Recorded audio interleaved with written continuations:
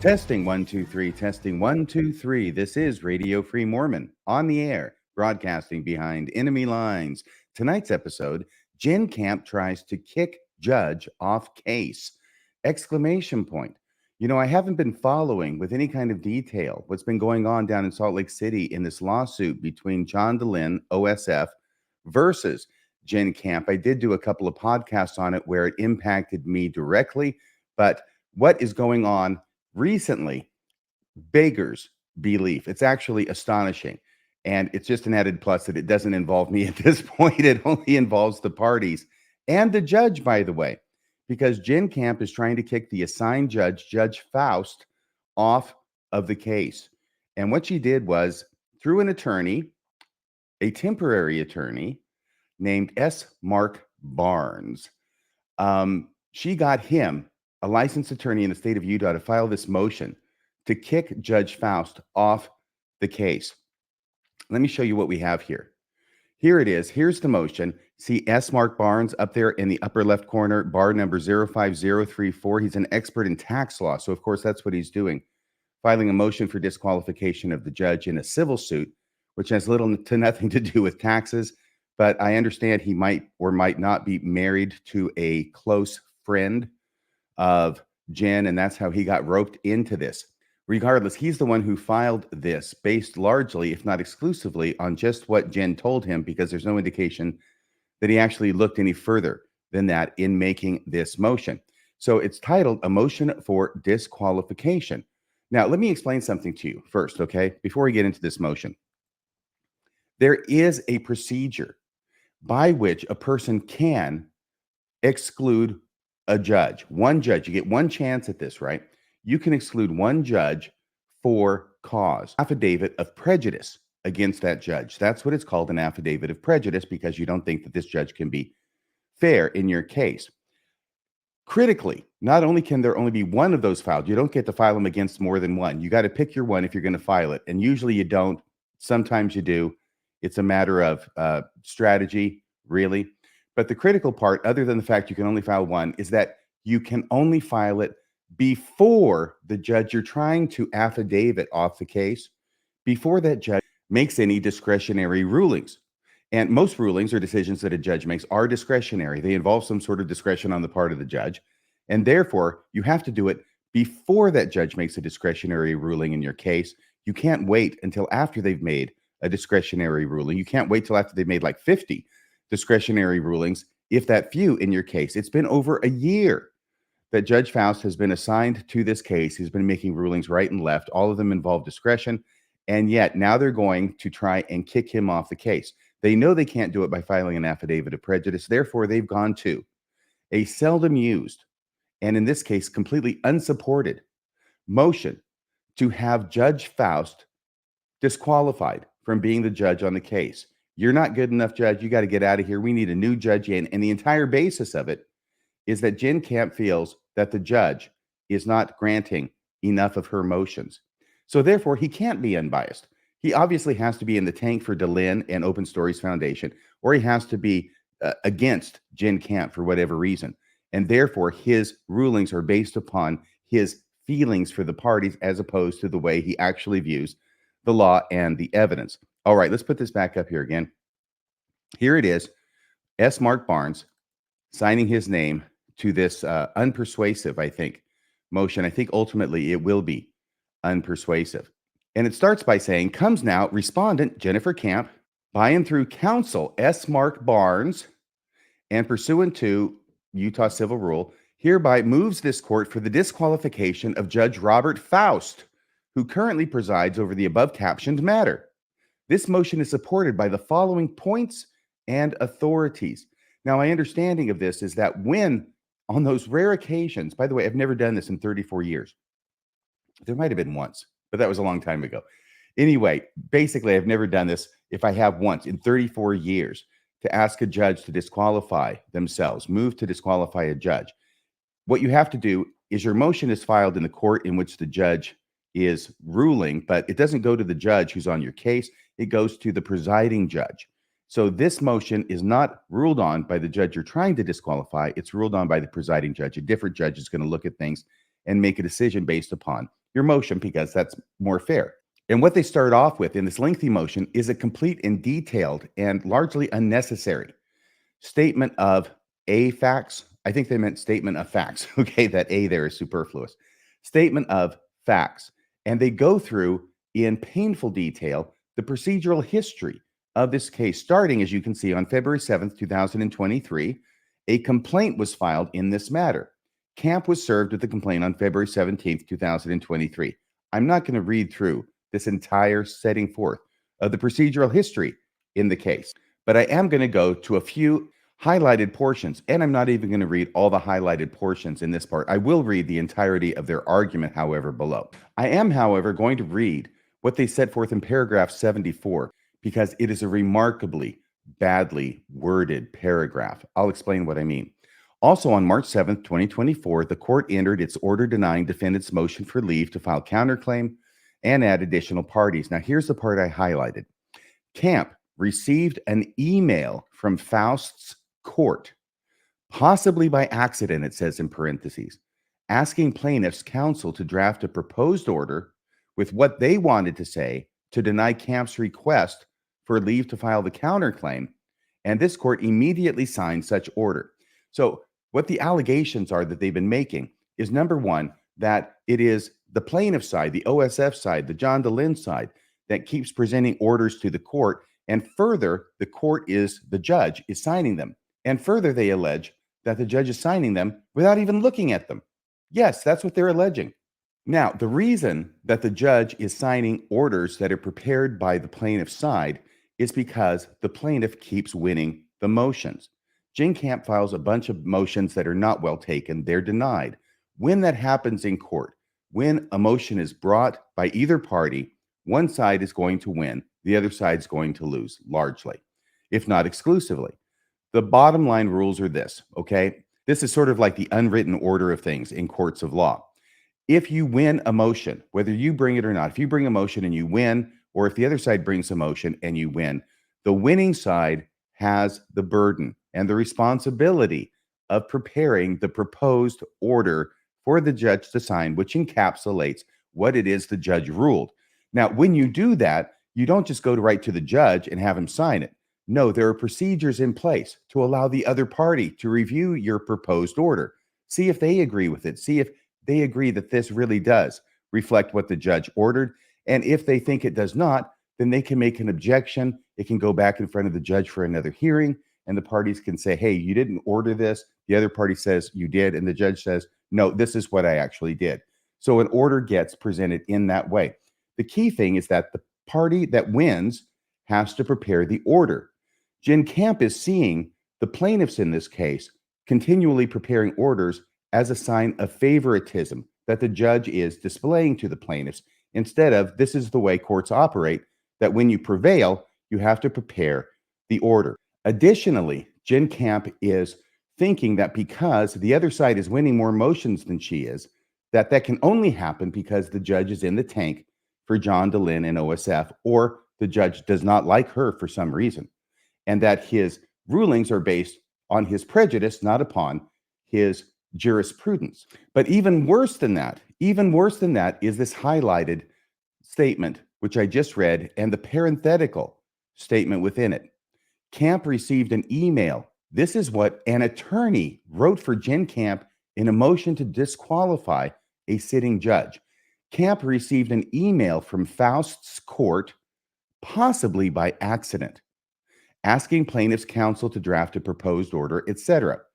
That parenthetical comment, possibly by accident, is not just a harmless parenthetical comment. Instead, it is an allegation of gross impropriety against Judge Faust. Once again, a little background. When a judge is presiding in a case, a judge is bound by the fundamental rule that he or she cannot have contact with one party or with the other party without the knowledge of the other party. That's called an ex parte contact. In other words, you're having a contact with a judge, or the judge is with a party without the other party. That's the ex parte, right? So that is forbidden. And for obvious reason, you can't have a judge talking to one side of a case and not talking to the other. Even if the judge is only talking about baseball, it still has the appearance of impropriety. And notice what they're saying here. This isn't about baseball. What they're implying is that the judge was trying to have an ex parte communication, absolutely forbidden, with the plaintiffs, with OSF and John DeLynne's attorneys in this case. And that's what it means when it says Kamp received an email from Faust Court, possibly by accident. What do you mean possibly by accident? The only way it would be an accident is if the judge were trying to have an ex parte contact with the plaintiffs and oops, I accidentally CC'd it to the other side. It wasn't an accident. Of course he CC'd you because he's not going to be having an ex parte communication. He's not going to be talking with plaintiffs without the defendants, and he's not going to be talking to the defendants without the plaintiffs knowing about it. So that's why I'm focusing on this, because the attorney who wrote this, S. Mark Barnes, knows perfectly well what he meant by that. And I'm sure it was taken exactly that same way by whoever it is who reviewed this. I'm sure Judge Faust did read this, and I'm sure that he knows exactly what it meant. And I'm sure that the presiding judge who ends up taking this motion on and issuing an order on it knew exactly what it was that was meant by it as well. Shame on you, Mark Barnes. That was a really wrong-headed thing to put in this motion. Okay, so now we're to the argument. In this part, I will read. Judge Faust should recuse himself from this matter. Historically, our appellate courts have previously would seem to be redundant with historically, however, going on. Previously dictated that judicial bias favoring one party or prejudice against the other, which impacts the fair and impartial determination of the issues, is grounds for disqualification. Specifically, the ML Court, that's the case they just cited to, specifically the ML Court held that such bias would be evidenced if the judge's behavior toward a party during those prior proceedings was extreme and reflected a deep-seated antagonism toward the party requesting recusal. They go on to cite this paragraph from another case. A judge should be disqualified when circumstances arise in which the judge's impartiality might reasonably be questioned. Rule 2.11 of the Utah Code of Judicial Conduct, so now they're alleging he's being unethical, contains an illustrative but not exhaustive list of disqualifying circumstances. The comments to the rule make clear that a judge may recuse regardless of whether any of the specific disqualifying circumstances apply, so long as the circumstances are such that the judge's impartiality might reasonably be questioned. Yeah, that's the appearance of fairness that we all know so much about. Actual bias, it says, need not be found to support disqualification. An appearance of bias or prejudice is sufficient. So they're saying you have been either actually biased or prejudiced, or at a minimum, you have an appearance of being biased or prejudiced. It cites to another case now and says that the Utah Code of Judicial Conduct is analyzed by stating that one of the instances listed is where the judge has a strong personal bias or prejudice concerning a party or a party's lawyer. They're kind of saying the same thing over and over. I'm going to scroll down here since a lot of this is duplicative. A feeling of ill will or conversely favoritism toward one of the parties to a suit are what constitute disqualifying bias or prejudice. Yeah, we know that. That's basic stuff. A judge should act at all times in a manner that promotes and shall not undermine public confidence in the independence, integrity, and impartiality of the judiciary, and shall avoid impropriety and the appearance of impropriety. Yeah, how many times can you say this, Mark? This includes any conduct that violates court rules or provisions of the Code of Judicial Conduct that undermines a judge's independence, integrity, or impartiality. I think we just read those words. It also includes avoiding any conduct showing bias or prejudice in favor of or against particular parties or classes of parties. Okay, we get the point. In the instant matter, Jenn Kamp believes, underscore that word, Jenn Kamp believes Judge Faust has exhibited bias or prejudice against her. Now, here's the thing, Jenn, it doesn't make any difference what you believe. What judges and courts of law are typically interested in is facts. Do you have any facts to support your allegation that Judge Faust is biased one way or the other in this case, or that he has given the appearance even? No, all she gives us is her beliefs. No facts, just her beliefs. In the instant matter, Kamp believes Judge Faust has exhibited bias or prejudice against her as he has continually denied her request for leave to file her counterclaim even though such request was made numerous times well before any discovery was given to Kamp. Now, the first thing I'm going to note is that just because it's being written here in this document, in this motion to have the judge disqualify himself, that doesn't mean I'm vouching for the truth of these allegations. In fact, many of these allegations are flat out wrong and inconsistent with the record. I'm not going to go into all that right now. The point of this is the motion to disqualify Judge Faust. Just want to make that comment. Judge Faust denied the counterclaim on the basis that it was too close to the discovery deadline. However, a discovery extension was obtained, and the request for leave to file the counterclaim re-requested and denied again.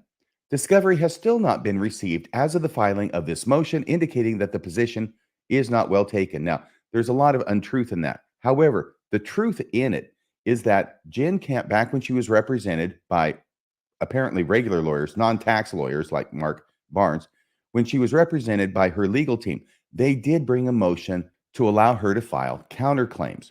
The problem is that that motion was brought hopelessly too late in the process. And the judge said, no, it's too late. It's denied.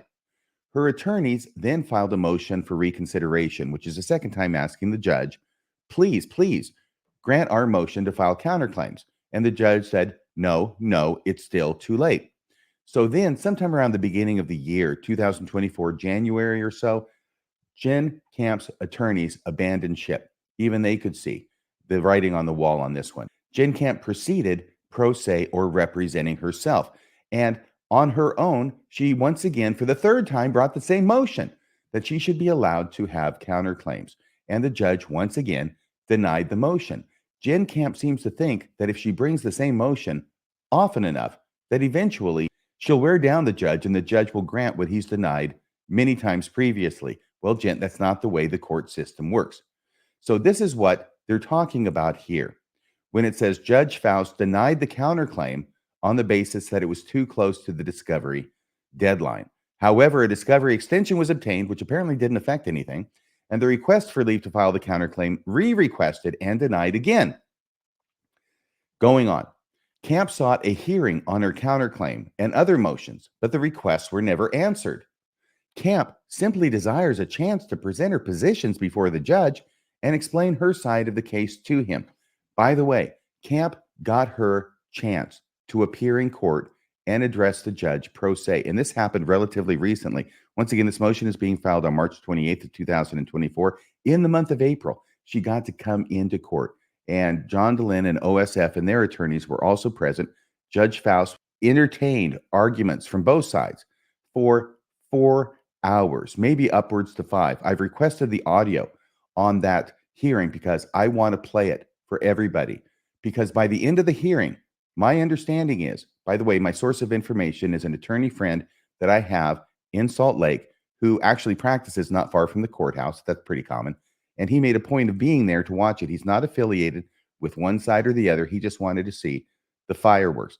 And boy, were there fireworks. And by the end of the hearing, according to my friend, Jenn Kamp had completely shot all of her credibility with the judge. And the judge is now to the point where he doesn't believe what she says because he's found out that he can't believe what she says because she says so many things that are demonstrably not true. Once again, once I get that recording, and I have requested it already and paid the money for it to the clerk's office, once they get it to me, I hope to download it and put it up so that you can hear the entirety of the hearing, including those comments from the judge, which I understand came at the end of the hearing to Ms. Kamp directly. So Kamp sought a hearing on her counterclaim and other motions, but the requests were never answered. Kamp simply desires a chance, that's the chance she got, to present her positions before the judge and explain her side of the case to him.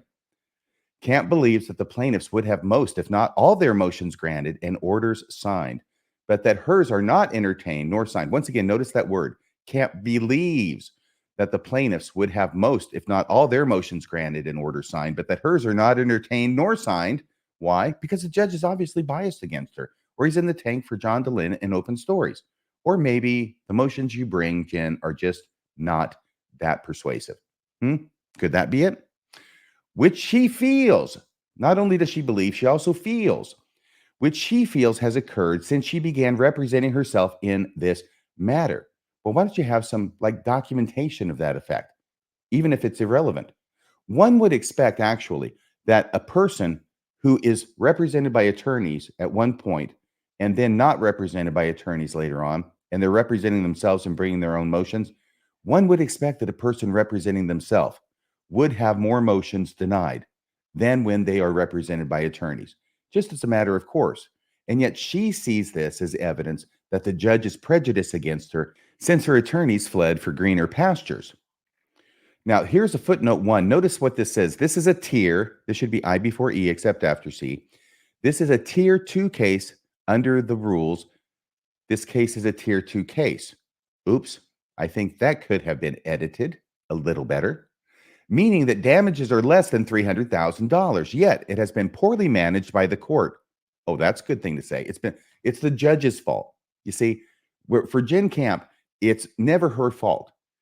Up to this point, it's been the other attorney's fault. It's been her attorney's fault. It's been OSF's fault. It's been John DeLynne's fault. It's been everybody under the world's fault. And now it's time for the judge to take his paddling from Jenn.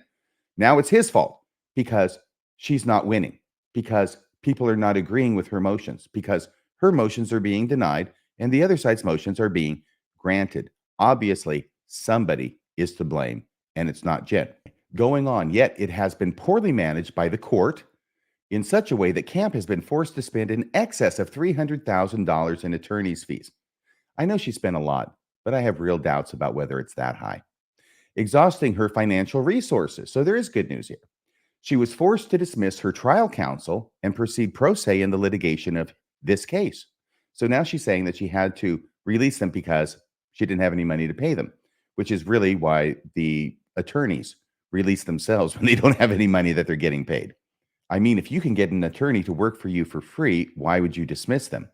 She was forced to dismiss her trial counsel and proceed pro se in the litigation of this case. But good news, she found a sucker named S. Mark Barnes to use his bar card to write this motion on her behalf. On January 9th, 2024, she entered an appearance to proceed pro se. The poor management of this case has severely prejudiced Kamp. Poor Jenn.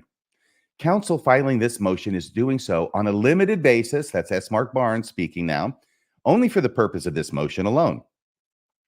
Kamp will be required to continue in this case, pro se. Okay, good. Well, she won't be spending any more money in attorney's fees. The motion goes on. Kamp believes discovery has been handled unfairly. How do we know this? What facts support this? None, but she believes it. Therefore, it must be true. Her truth be told. Gee, someone could start a podcast like that. She has provided discovery information, but she has not been given the discovery she has requested. Once again, the caveat. I am not saying that any of this reflects reality. In fact, we'll see later. It doesn't. Maybe not in this podcast, but in a subsequent podcast when I get the recording of this actual hearing, which you are going to love, believe me. And she's making all these comments that she has given the discovery she was requested, but the subpoenas she has filed have been filed and quashed and refiled and quashed again. Okay, Jenn, could that be because you're not doing it correctly? Because you're doing it in violation of the way the rules tell you you have to do it, and also because you did second subpoenas that were in direct violation of the order of the court. Could that have anything to do with why it is that your subpoenas are getting quashed? It's not because the judge doesn't like you. It's because you keep doing it the wrong way, in violation of the rules and in violation of court orders. That's why they're getting quashed. But of course, Jenn has to take it personally. Not my fault. Bad judge. He's the guy. He's the one who's doing this. He doesn't like me. Get rid of him. Get off this case, Judge. At the hearing held in November of 2023, Judge Faust ordered all evidence to be given to both parties in 28 days. And she did receive some evidence, but what she discovered required a counterclaim.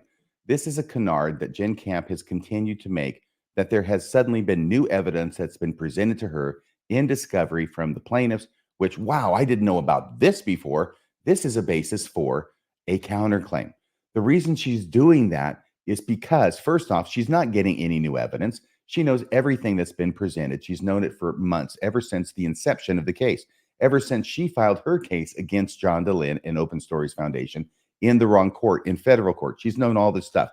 But she knows that since she's been denied on her motion to counterclaim, she has to come up with something new, something she didn't know before and could not have by reasonable exertion found out about. That is the exception to being able to file a late counterclaim.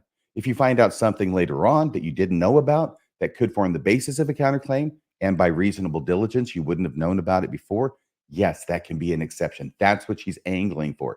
But in order to do that, she's misrepresenting the facts to the court, as apparently is her standard course of conduct. However, when she resubmitted her motion for leave to raise the counterclaim based upon the discovery she had finally received, her motion was again denied by the court. That's because you did not convince the court that you actually didn't know about this stuff before, Jen. Judge Faust continually has not heard her claims and even admitted at one point he had not read the counterclaim. That kind of allegation, you better as heck document in your brief, Mark, with something from the record that indicates that that kind of scurrilous allegation against the judge who is sitting on your case is true. Otherwise, it's going to have no benefit to you, and all it's going to do is piss the judge off. Kamp believes, this is their evidence. Kamp believes Judge Faust has continually ruled in favor of the opposing party, particularly since she has been representing herself. Well, maybe that's true. And we talked earlier about why that would be a natural thing to have happen, that when you're representing yourself, you're probably not going to bring the motions that are the best and most likely to be ruled favorably upon by the judge. Judicial bias is grounds for disqualification. In this matter, Faust's.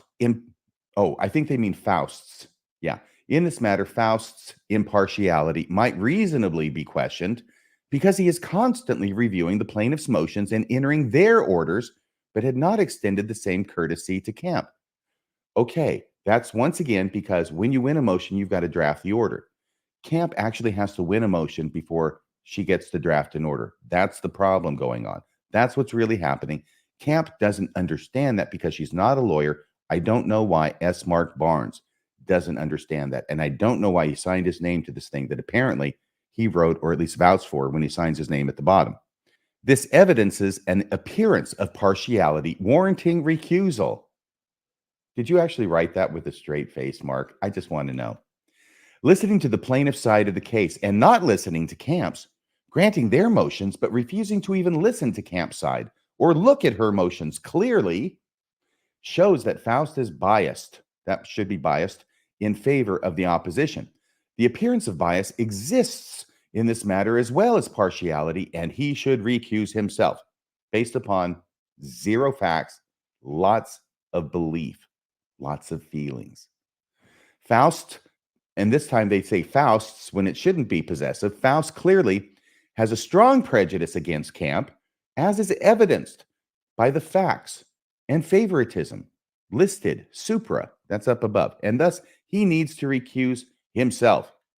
Conclusion, wherefore, based upon the foregoing, Kamp respectfully requests that this court either recuse itself or direct this matter to the presiding judge for a determination as required by Utah Rule of Civil Procedure, dated this 28th day of March, 2024. And there it is, signed S. Mark Barnes, attorney for defendant. Okay, so there's their motion. Once again, it goes to a presiding judge because, believe it or not, Judge Faust was not persuaded by this just to recuse himself because this is so overwhelming. So it goes to the presiding judge. The presiding judge ends up issuing his ruling a few days later. Let's see, it's about 6 days later is all it takes, on April 3rd, 2024. And we're going to look at that order right now. So let's take that motion off the screen and we'll see about putting up the judge's order. Gee, I wonder if he'll grant it. Let's see. Here's the order. It says ruling in order denying motion for disqualification. Dang it. I really thought that motion had a shot too. I really thought the presiding judge might say your evidence is overwhelming. Obviously, this judge, Judge Faust, is in the tank for John DeLynn, and he doesn't like you for some reason. He's biased against you, Jenn Kamp, and that's the reason that he's been denying so many of your motions. Nope, that's not what the associate presiding judge, Adam T. Mao, or Mo, M-O-W, had to say in his order. Let's see what he does say. On April 1st, 2024, Judge Robert Faust referred defendant Jennifer Kamp's motion for disqualification to me under Utah Rule of Civil Procedure 63C1. Ms. Kamp contends that Judge Faust is biased against her because he has, quote, continually ruled in favor of the opposing party, particularly since she has been representing herself, and because Judge Faust has failed to review some of her motions and other filings. Rule 63B requires that a motion to disqualify be accompanied by a certificate that the motion is filed in good faith and must be supported by an affidavit or unsworn declaration stating facts sufficient. Let me repeat that part. Stating facts sufficient to show bias, prejudice, or conflict of interest. Further, the motion must be filed within 21 days after the date on which the moving party knew or should have known of the grounds upon which the motion is based. Ms. Kamp's motion is not accompanied by a certificate of good faith filing, and it is not supported by a supporting affidavit or declaration. These deficiencies warrant denying Ms. Kamp's motion. So it's a strange thing that S. Mark Barnes, who is bringing this motion under Rule 63 to have Judge Faust disqualified, apparently didn't read the rule sufficiently to know that you have to have A, a certificate that the motion is filed in good faith, and B, that it has to be supported by an affidavit or declaration. He whiffed on both of those. And the judge says these deficiencies warrant denying Ms. Kamp's motion. So procedurally, it's dead in the water. But Judge Mao, the presiding judge, does not want to let it go there. He's going to go to the merits of the case as well. So he's going to cover his bases and make sure that he reaches the merits of her case, even though he says that it's worth denying just because of the procedural problems with the way it was brought. He goes on, Ms. Kamp's motion fails even if it is considered on the merits. When determining claims of bias, the mere assertion of bias, remember there's no facts in that motion, it's her feelings, it's her beliefs. The mere assertion of bias or moving to disqualify does not automatically result in disqualification. While a judge should recuse themselves in a proceeding in which the judge's impartiality might reasonably be questioned, a party merely questioning the judge's impartiality is insufficient for disqualification. We're not doing this based on feelings. We're not doing this based on beliefs. You have to do more than just question it. You have to show evidence, especially when the potential for bias is remote. Instead, the party requesting disqualification, Jen, must overcome the presumption that the judge is qualified by showing that the bias the party alleges has some factual basis and is grounded on more than mere conjecture and speculation, which is all she had in her motion. The moving party must show there is an objective, reasonable basis to believe that the judge may decide the issues on grounds other than the evidence and the law. Canon 3 of Utah's Code of Judicial Administration contemplates disqualification where, for instance, a judge has prior knowledge of evidentiary facts, not the case here, is related to a party or an attorney, nope, has a close social or professional relationship with a party or an attorney, was involved in the case at hand before becoming a judge, or has a financial or property interest that could be affected by the outcome of the proceeding. Nope. In other words, the bias or prejudice must usually stem from an extrajudicial source, not from occurrences in the proceedings before the judge. Ms. Kamp points to Judge Faust's rulings against her as evidence of bias. Not only is this not evidence of bias from an extrajudicial source, but bias may not be based solely on the fact that the judge has issued prior rulings adverse to the party making the allegation. This is because most judicial decisions favor the arguments of one party over another. Duh. Generally, the party has appellate and other remedies available to address adverse rulings. That's what you do when you get a judge who makes a ruling that you think is wrong. You appeal it. That's the avenue. You appeal the ruling. You don't say, Judge, you got to get off the case. I need a new judge who's going to see things more my way. Judicial disqualification is not one. It's not one of those other remedies available to address adverse rulings. If Ms. Kamp believes Judge Faust has erred in a decision, then Ms. Kamp may appeal. And Judge Faust has not exclusively ruled in favor of the plaintiffs. A review of the timeline Ms. Kamp provided in her motion shows Judge Faust has also ruled in her favor on some issues. No favoritism is readily evident from the case history Ms. Kamp recites. Ms. Kamp also argues that Judge Faust's perceived inaction on several of her filings is evidence of bias. In support, she cites two requests to submit she filed on February 12th, February 27th, and March 6th, as well as a proposed order she filed March 12th, 2024. Ms. Kamp's arguments on these filings is premature. Why is it premature? Because the rules in Utah set an expectation that a district court judge will rule on a pending matter within 2 months after submission. The filing dates Ms. Kamp cites are all within the last 2 months. So Judge Faust is still allowed time to decide the issues under advisement. Finally, for Ms. Kamp to show Judge Faust's bias against her during court proceedings, there must be extreme behavior that reflects a deep-seated antagonism. Ms. Kamp's timeline of events does not cite to anything that happened during a court proceeding, except for a comment Judge Faust allegedly made that he had not read her proposed counterclaim. This is not evidence of extreme behavior, and it does not reflect that Judge Faust has a deep-seated antagonism against Ms. Kamp. In summary, Ms. Kamp's motion is procedurally deficient. That was the first basis for dismissing it. Also, she has not shown an objective, reasonable basis to believe that Judge Faust made any decision on grounds other than the evidence and the law, or that he holds any bias or prejudice against her. For these reasons, the motion for disqualification is denied. Dated April 3rd, 2024, and there's a signature of Judge Adam T. Mow or Mao, M-O-W, Associate Presiding Judge, 3rd Judicial District Court. So that is the end of that motion, which was filed not by Jenn Kamp, but by her attorney de jure, S. Mark Barnes. And the last epilogue, the denouement of this story, is, of course, that Mark Barnes immediately, in fact, the very same day, April 3rd, the same day the order came out, he filed his withdrawal from representing Jenn Kamp. There it is. Notice of withdrawal of limited entry of appearance of S. Mark Barnes. Notice is hereby given of the withdrawal of S. Mark Barnes as counsel for the defendant, Jennifer Kamp, in the above captioned action. S. Mark Barnes entered his appearance for the limited purpose of representing plaintiff only for the filing of a motion for disqualification. Good strategy, Mark. Despite the limited entry of appearance, the clerk of the court has refused to allow plaintiff to file documents in this case. Thus, plaintiff has requested that S. Mark Barnes withdraw from this case. Yeah, I'm sure he's very happy to get out of it. Dated this 3rd day of April, 2024. I told you it was the same day. Expert tax law, S. Mark Barnes, attorney for Dana Brown, getting out of the case. And I understand Dana Brown might be a witness in this case, and maybe that's why he put that name down instead of Jenn Kamp, which is what you would normally expect. Anyway, he's out of the case. Mark Barnes is now a dot on the horizon after having made probably an indelible impression upon Judge Faust and the other members of the judiciary in the 3rd District Court.